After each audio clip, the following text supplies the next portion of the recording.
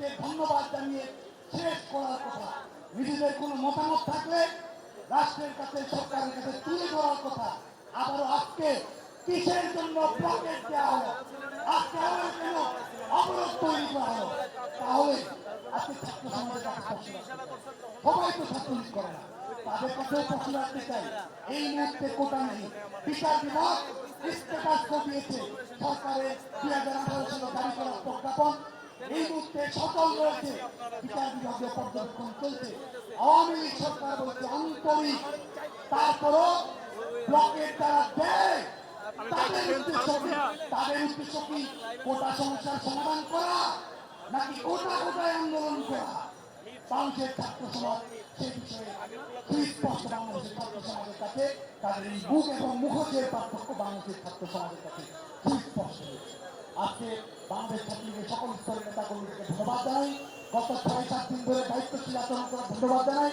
এবং আমরা বাংলাদেশ ছাত্রলীগের পক্ষ থেকে কণ্ঠ উচ্চারণ করতে চাই, শিক্ষার্থীদের এই সুযৌক্তিক পরিণতি না নিয়ে আসা পর্যন্ত বাংলাদেশ ছাত্রলীগ শান্তিপূর্ণ গণতান্ত্রিক উপায়ে আন্দোলন অব্যাহত রাখবে এবং একই সঙ্গে নৈরাজ্য সৃষ্টিকারীদের বিরুদ্ধে বাংলাদেশ ছাত্রলীগ তার প্রতিরোধ অব্যাহত রাখবে।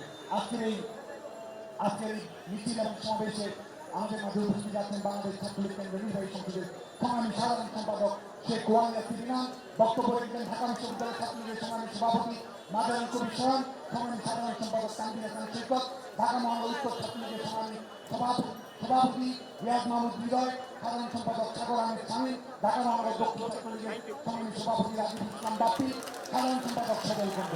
এর মধ্য দিয়ে আমাদের এই আজকের মিছিল এবং সমাবেশ শেষ করছি। আবারও সুস্পষ্ট হয়ে বলছি, মিছিল শেষ হয়েছে আপনারা সবাই শান্তিপূর্ণভাবে যার যার আবাসিক হলে, যার যার স্থায়ী ঠিকানায় আপনারা সুন্দর শান্তিপূর্ণভাবে ফিরে যাবেন।